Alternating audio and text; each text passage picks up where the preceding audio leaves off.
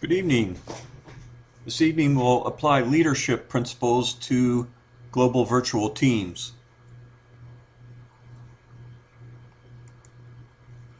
But first, let's do a recap of what we went over last week and then an introduction into tonight's lecture.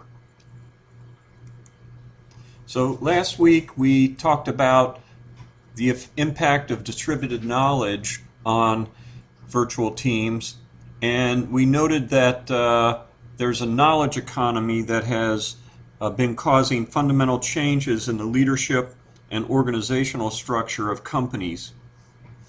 Increasing number of firms are experimenting with decentralizing their internal structures and building connections between knowledge sources, and they're using virtual teams as a strategy to accomplish that. There's also an increasing tendency for knowledge assets to account for an increasing share of value added and the physical assets of a corporation for a decreasing share of value added. And as a result, there is a changing skill composition in the workforce.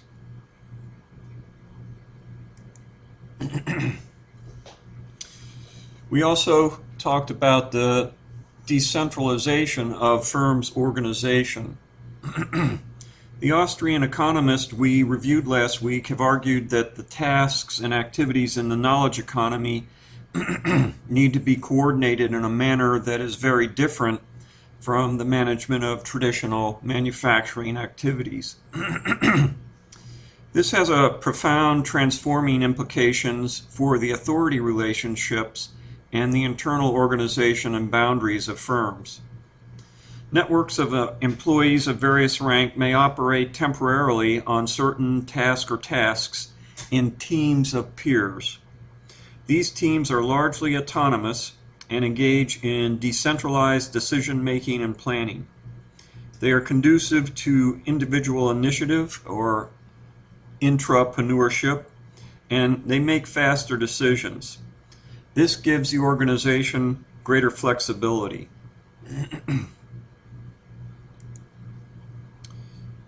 So we need to investigate how the knowledge economy will change leadership in organizations, focusing on leadership styles that have proven effective for global virtual teams.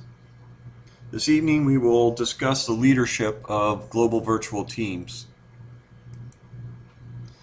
The agenda, the first topic we'll go into, we want to get some definitions of relevant leading global virtual teams down so that everybody is talking about the same thing.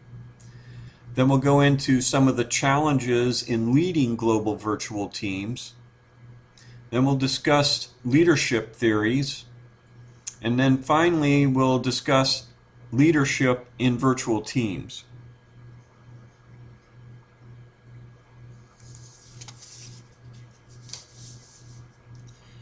Well, to start with, what are global virtual teams?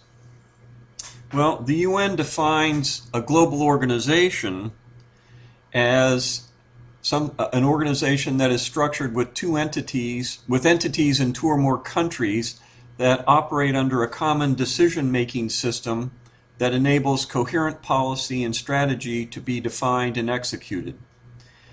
A global organization shares knowledge, resources, and responsibilities transnationally, and that's from the UN Code of Conduct on Transnational Corporations. That is their legal definition of a global organization.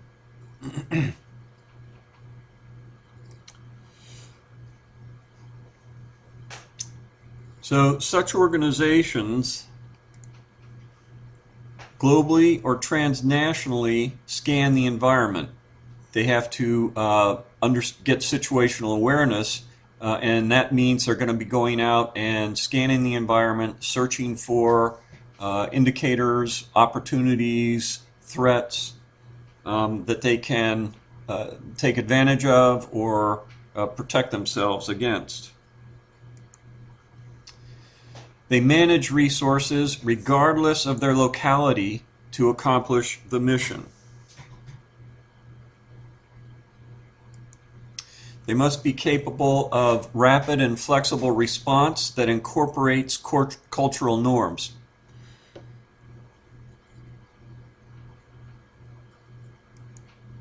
So, from our readings this week, we also know what a virtual team is. It's a team that is not co-located, but held together primarily by a common purpose or task.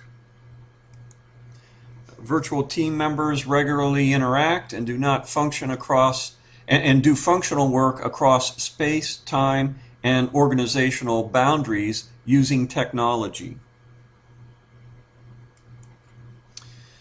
And the term virtual team is used in the literature interchangeably with the term distributed team. So, a global virtual team is an organization that has units in 2 or more countries. It operates under a common decision-making system that enables coherent policy and strategy to be defined and executed to accomplish a common purpose or task. And its members regularly interact and do functional work across space, time, and organizational boundaries using technology. And it shares knowledge, resources, and responsibilities transnationally. Okay, some other definitions. A leadership is a process whereby an individual influences a group of individuals to achieve a common goal. That individual doesn't necessarily have to be the designated leader. It can be team members who step up because they have certain areas of expertise and certain skills that make it relevant for them to take the lead and influence people at a particular point in the operation of the unit to accomplish the mission. It might be interesting to survey the changes in the definition of leadership from 1900 up to now. Early definitions of leadership from 1900 to 1929 emphasized control and centralization of power. The pervasive motif was domination of subordinates. A business author in the 1920s, Moore, gives an exemplar definition of leadership. He said in 1927, leadership is the ability to impose the will of the leader on those led and induce obedience, respect, loyalty, and cooperation. In the 1930s, a more psychological orientation on leadership started, and they developed an inventory of specific personality traits that make a great leader. In the 1940s, leadership was put in the context of a group, and it progressed to the art of persuasion rather than drivership. And it tried to distance itself from the earlier form of leadership by coercion. The 1950s and 60s extended persuasion in leadership to the building of relationships that develop shared goals, and this was based on the behavior of the leader. In the 1970s, organizational behavior approach was introduced, and leadership was initiating and maintaining organizations to accomplish assigned goals. And from the 1980s until today, there's been a reemergence of leadership traits. The influence remains on essential traits, and for the most part, the leader gets the group to accomplish the goals assigned to the leader. Okay, distance leadership is the act of exerting influence across geographical, cultural, and organizational boundaries in order to achieve desired results. The goal of the rise of global teams is also forcing a change in accepted leadership theories.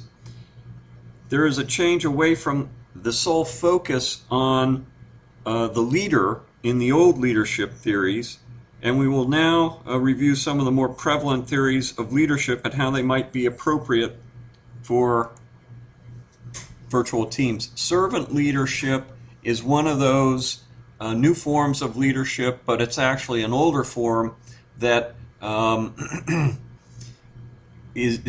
doesn't emphasize the leader imposing their will or persuading the group to accomplish the leader's goals.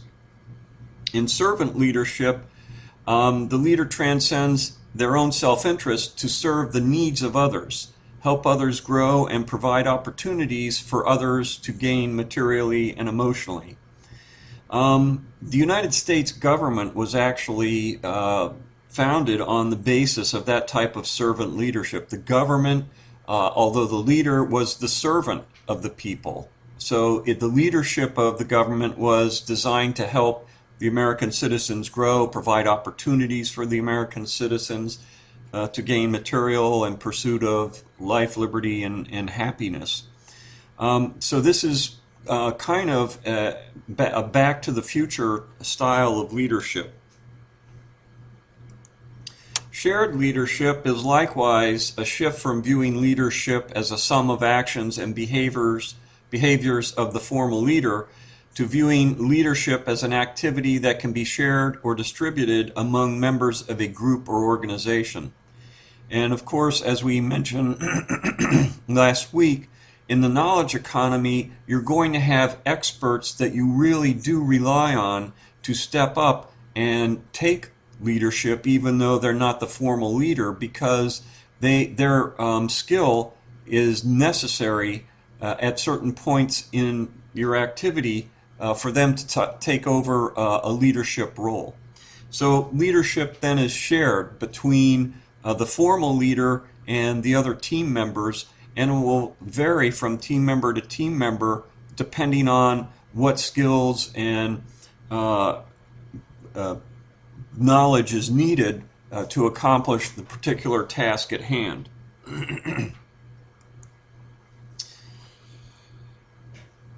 Last week we learned the importance of strategic management.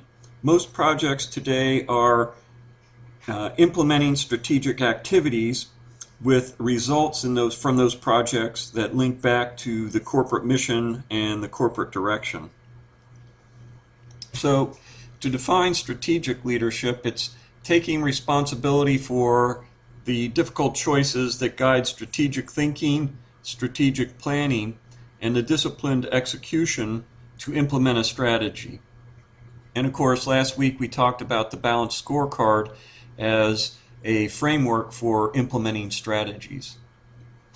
To do this, strategic leaders must create vision, and they must value congruence across all organizational levels and develop effective relationships between the organization and the environmental stakeholders.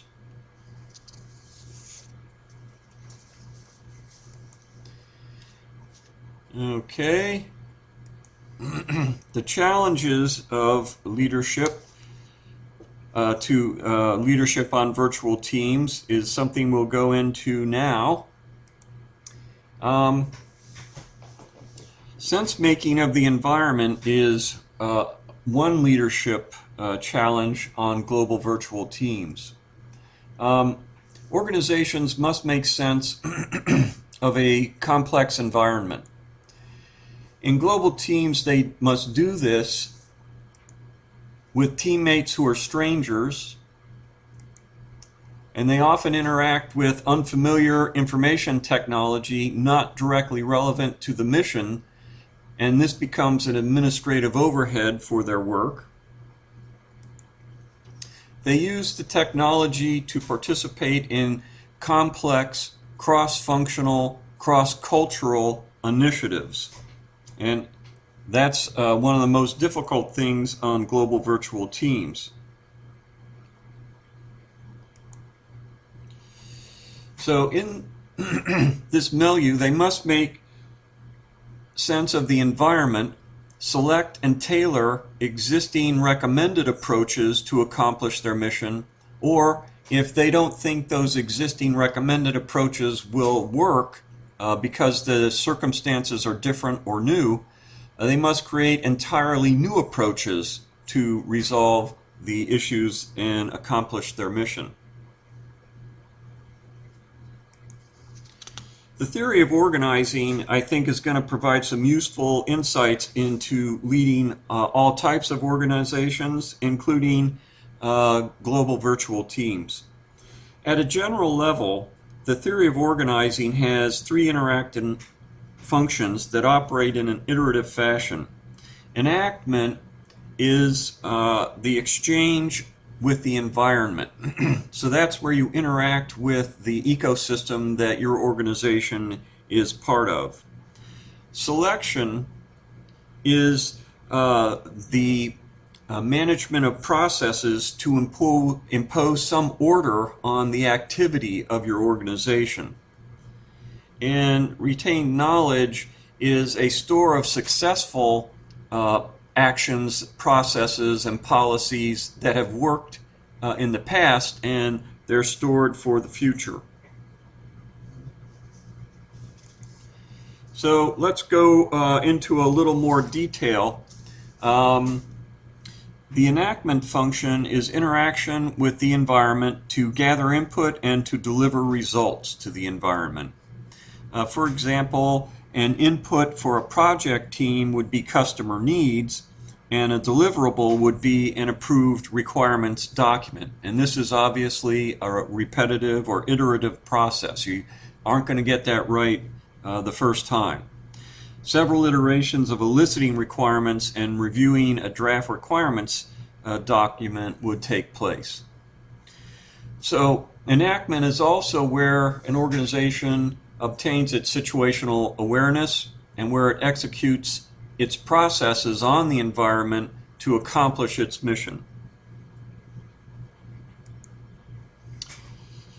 The second organizing function, selection, is the application of appropriate models to manage the organization work. Let's continue with project management as an example. As most of you are aware of project management, hopefully you've had that in your program so up to now. In project management, selection would encompass the 5 process areas in the PMI body of knowledge. An example of the type of decision made in selection is, should the project use an earned value management process to monitor performance?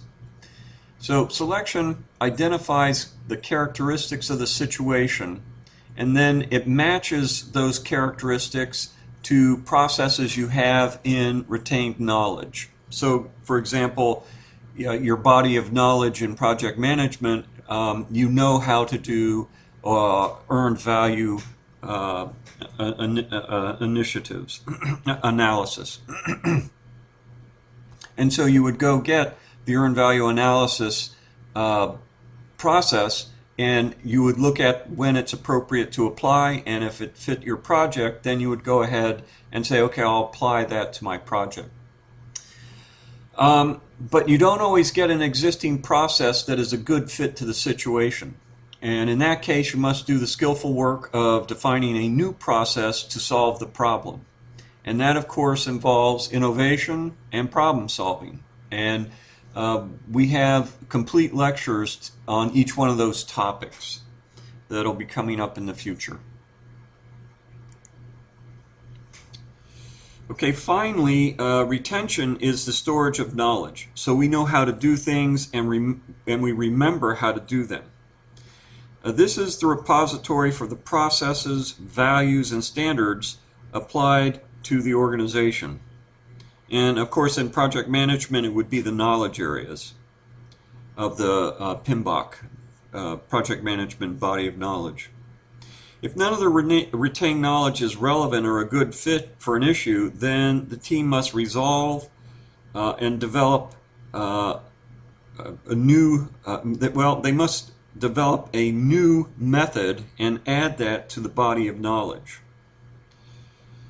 When dealing with retained processes and recommended approaches, doubt is very important. You have to make sure that the process you're selecting is a good fit. So you should really start out with the attitude, this is probably not a good fit, and then satisfy yourself that it is. Old methods may be unfit for what you want to do because your environment is changing. They don't apply to the particular circumstances of what you're doing at this time. The other problem with old processes is that they're historical, and the present circumstances might be different.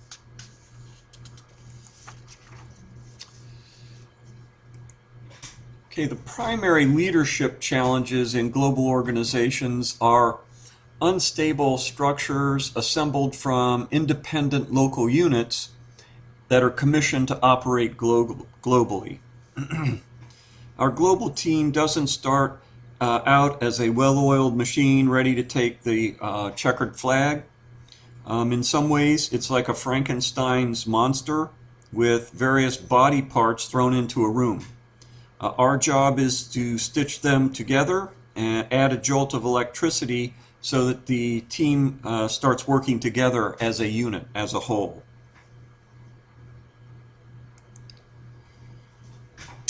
Okay, in addition, teams usually encounter unexpected events from interactions with their environment that are not completely understood.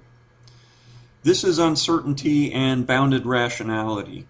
The world is complex, and surprise is a frequent occurrence. In addition, we don't always have ready resolutions to the events that confront us. And this is where problem solving comes in, and again, we'll spend an entire lecture on problem solving.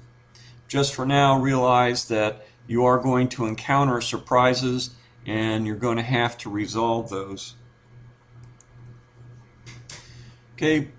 Moreover, global teams often across work disciplines, so that and they do that so that there's a requisite variety of viewpoints that can analyze the different issues. Such a variety of perspectives has to be coordinated. And talking with your fellow corporate citizens in different departments can be daunting. Remember the Vaisala case study we reviewed last week and the difficulty the company's staff experienced with impediments to knowledge flows between the three main departments in Vaisala. And of course, they did a big study and came up with a better approach that utilized global virtual teams, and then they got the knowledge flowing much more efficiently. So, what do we need from the global virtual team, and how should such a team be led?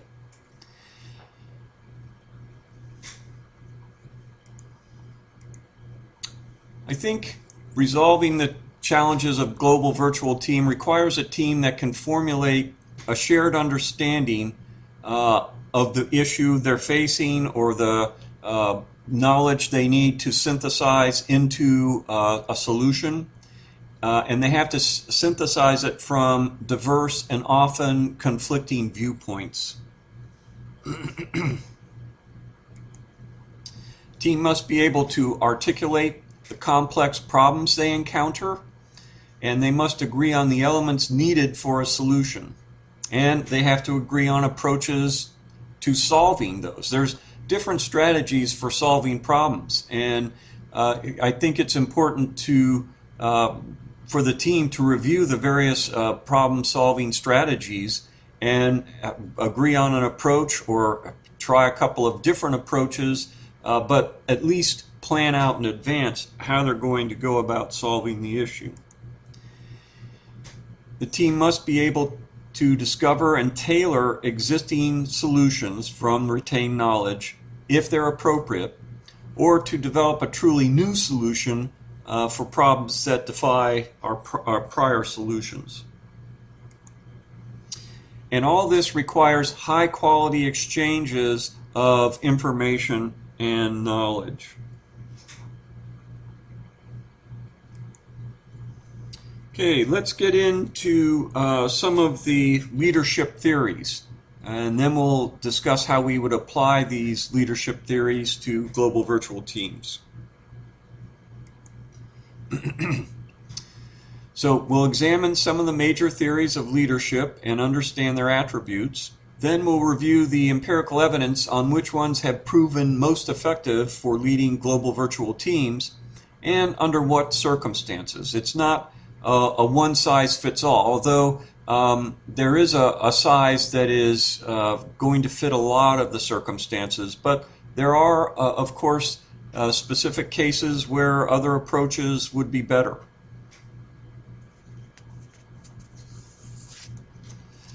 Susan Hill is a professor at Cleveland State University, and she published this theory of leadership in Nordhaus's book on leadership.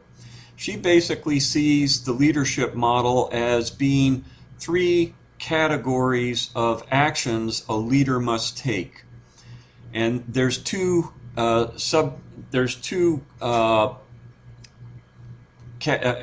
levels of action that have to be taken. One is internal actions, and the other is external actions. In internal actions, you have a category of task actions. And these are activities, leadership activities that focus the team on the goal. They organize the team so that it's effective for accomplishing the mission that was assigned to the team. It's leadership that comes up with policies to facilitate decisions. It's a leadership that recognizes what training needs to be done and plans and executes that training. And it's also leadership that is involved with maintaining standards. So these are this is the task category of leadership actions. Then we have the relational category of leadership actions. Coaching. You have to make sure that you help people understand the vision of the team, the policies of the team, help them with the technology, come up with alternatives for various issues that might come up. It's also about collaborating, sharing knowledge, sharing opinions, sharing ideas and thoughts. It's about managing conflict because on a global virtual team, there's a high potential for misunderstanding, and that can rapidly escalate into conflict. Relational is also about building the commitment of the team members to accomplishing the mission. And the last category is the external actions, the environmental category of leadership.